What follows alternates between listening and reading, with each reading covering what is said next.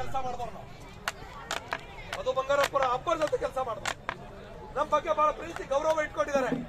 ಅವ್ರ ಮನೆಯಲ್ಲಿ ಯಾವ ಸಣ್ಣ ಪುಟ್ಟ ಕಾರ್ಯ ಆದ್ರೂ ಕೂಡ ನಮ್ಮನ್ನು ಊಟಕ್ಕೆ ಪೂಜೆ ಕರೀತಾರೆ. ವೈಯಕ್ತಿಕ ಸ್ನೇಹ ಸಂಬಂಧ ಇದೆ. ಆದ್ರೆ ಮಧುವಣ್ಣ ವೇತನ ಹೆಚ್ಚಳ ಮಾಡಿಸು ಅಂತ ಹೇಳಿ 7 ಸಲ ನಾನೇ ಖುದ್ದಾಗಿ ಒಂದ್ ನಿಮ್ ಜೊತೆ ಮಾತಾಡಿದೆ. ಯಾಕೆ ವೇತನ ಹೆಚ್ಚಳ ಮಾಡಿಸ್ಲಿಲ್ಲ? ಏನ್ ಮೋಸ ಮಾಡಿದ್ದೀವಿ ನಾವು?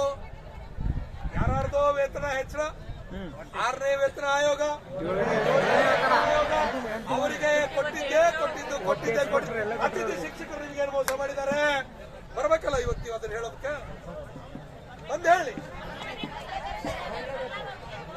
ಹಾಗಾಗಿ ಈ ಅಧಿಕಾರಿಗಳ ನಾಟಕಗಳು, ಈ ನಮ್ಮ ಮಿನಿಸ್ಟರ್ ನಿರ್ಲಕ್ಷ್ಯತನದಿಂದ ಇವತ್ತು ಅನಿವಾರ್ಯವಾಗಿ ಈ ಟೆಂಟ್ ಅಲ್ಲಿ ಬಂದು ನಾವು ಹೋರಾಟ ಮಾಡುವಂತ ಸ್ಥಿತಿ ನಿರ್ಮಾಣ ಆಗಿದೆ.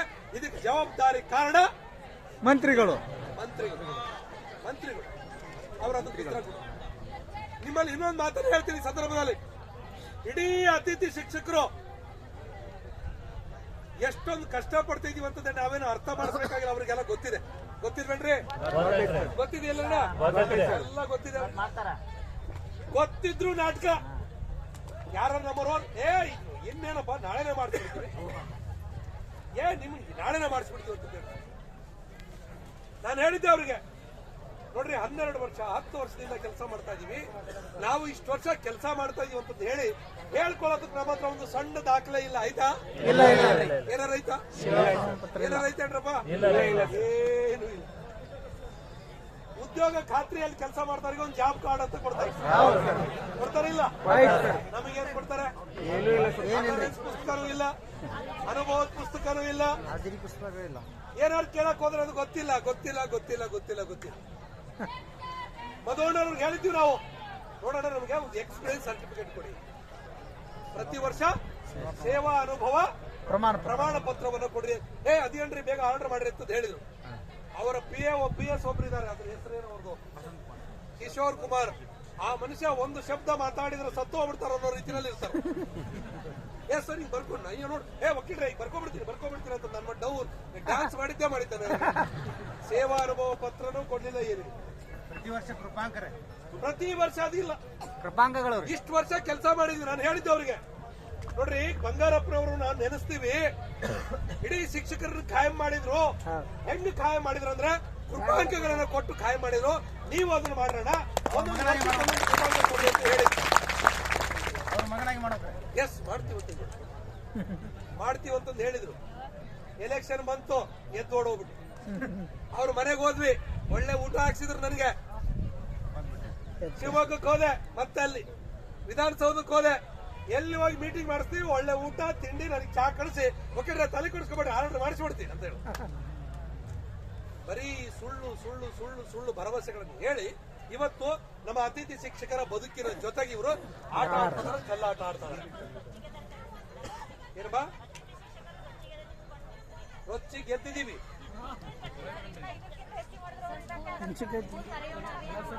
ಶಾಲೆ ತೆರೆಯೋಣ ಅಭಿಯಾನ ಕಾರ್ಯಕ್ರಮ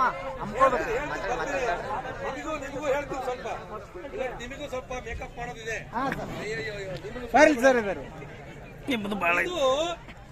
ಇಡೀ ಸರ್ಕಾರ ಶಿಕ್ಷಣ ಕ್ಷೇತ್ರವನ್ನ ಹಾಳು ಮಾಡ್ತದೆ. ಯಾಕೆ ಮಾಡ್ತದೆ ಹೇಳ್ರಿ? ಅವರಿಗೆ ಸರ್ಕಾರಿ ಶಾಲೆ ಇರೋದು ಇಷ್ಟ ಇಲ್ಲ, ಪ್ರೈವೇಟ್ ಶಾಲೆಗಳು ಬೇಕ್ರಿ. ಸರ್ಕಾರಿ ಶಾಲೆಗಳು ಮುಚ್ಚಿಬಿಡ್ಬೇಕು.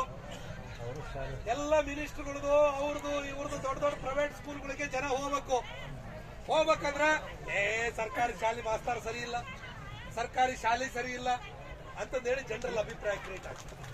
ಇದಕ್ಕಾಗಿದೆ. ಆದ್ರೆ ಸರ್ಕಾರಿ ಶಾಲೆಗಳಲ್ಲಿ ಓದೋರು ಯಾರು?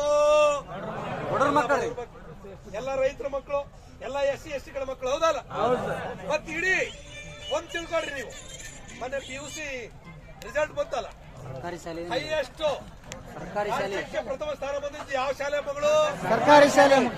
SSLC ಫಸ್ಟ್ ಬಂದಿದ್ದು ಯಾರು? ಸರ್ಕಾರಿ ಶಾಲೆ. ಇದು ಗೊತ್ತಿರೋ ಸತ್ಯ ಇದ್ರು ಕೂಡ ಸರ್ಕಾರಿ ಶಾಲೆಗಳ ಕತ್ತಿಕ್ಕೋ ಕೆಲಸವನ್ನ ಇವತ್ತು ಈ ಕುತಂತ್ರಿಗಳು ಮಾಡ್ತಾ ಇದಾರೆ. ಸರ್ಕಾರಿ ಶಾಲೆಗಳನ್ನ ಉಳಿಸ್ಕೊಳ್ಳುವಂತ ಜವಾಬ್ದಾರಿಯನ್ನ ನಾವು ನೀವೆಲ್ಲರೂ ಕೂಡ ಮಾಡ್ಬೇಕು. ಅದನ್ನ ಮಾಡೋಣ. ನಾನು ಈ ಹೋರಾಟವನ್ನ ಇಲ್ಲಿಗೆ ನಿಲ್ಲಿಸಲ್ಲ. ನಾವು ಇವತ್ತು ಸಚಿವರು ಬರಬೇಕು, ಅಧಿಕಾರಿಗಳು ಬರಬೇಕು, ಇದೊಂದು ಇತ್ಯರ್ಥ ಆಗ್ಬೇಕು. ನಮ್ಮ ಬೇಡಿಕೆಗಳಿಗೆ ಇವತ್ತು ಗೌರವ ಕೊಡ್ಲೇಬೇಕು. ನಮ್ಮ ಬೇಡಿಕೆಗಳಿಗೆ ಗೌರವ ಸಿಗಲಿಲ್ಲ ಅಂತಂದ್ರೆ ಇವತ್ತು ಈ ಟೆಂಟ್ ಬಿಟ್ಟು ನಾವು ಎದ್ದಳಲ್ಲ. ಪೊಲೀಸ್ ಆಫೀಸರ್ಗೆ ಹೇಳ್ಬಿಡ್ತೀನಿ, ಯಾರು ನಮ್ಮ ಪೊಲೀಸ್ ಆಫೀಸರ್ ಇದ್ರೆ ಕೇಳಿಸ್ಕೊಂಡ್ಬಿಟ್ಟು ದಯವಿಟ್ಟು ನಮ್ಮ ಬೇಡಿಕೆ ಈಡೇರಿಸ್ತೀವಿ ಅಂದ್ರೆ ಆರಾಮಾಗಿ ಇಲ್ಲೇ ಮಲ್ಕೊಂತೀವಿ. ಲೈಟ್ ಗೈಟ್ ಹಾಕಿ ಕೊಟ್ಬಿಟ್ರೆ ಸಾಕು, ಇನ್ನೇನು ಬೇಡ. ಹಾಗೆ ಇರ್ತೇವ್ರಿ. ಸತೀಶ್ ಸಾವ್ಕಾರ ಊಟಕ್ಕೆ ವ್ಯವಸ್ಥೆ ಮಾಡಿದ್ದಾರೆ. ಹಾ ಏನಂದ್ರೆ ಸತೀಶ್ ಸಾವ್ಕಾರ ನಮಗೆಲ್ಲ ಊಟಕ್ಕೆ ವ್ಯವಸ್ಥೆ ಮಾಡಿದ್ದಾರೆ, ಊಟ ಮಾಡ್ತೀವಿ. ಲೈಟ್ ಅಷ್ಟೇ ನೀವು ಹಾಕೊಡ್ರಿ ಸಾಕು, ಲೈಟ್ ಹಾಕ್ಯಾರ ಸರ್. ಇಲ್ಲೇ ಇದನ್ನ ಮಾಡೋಣ.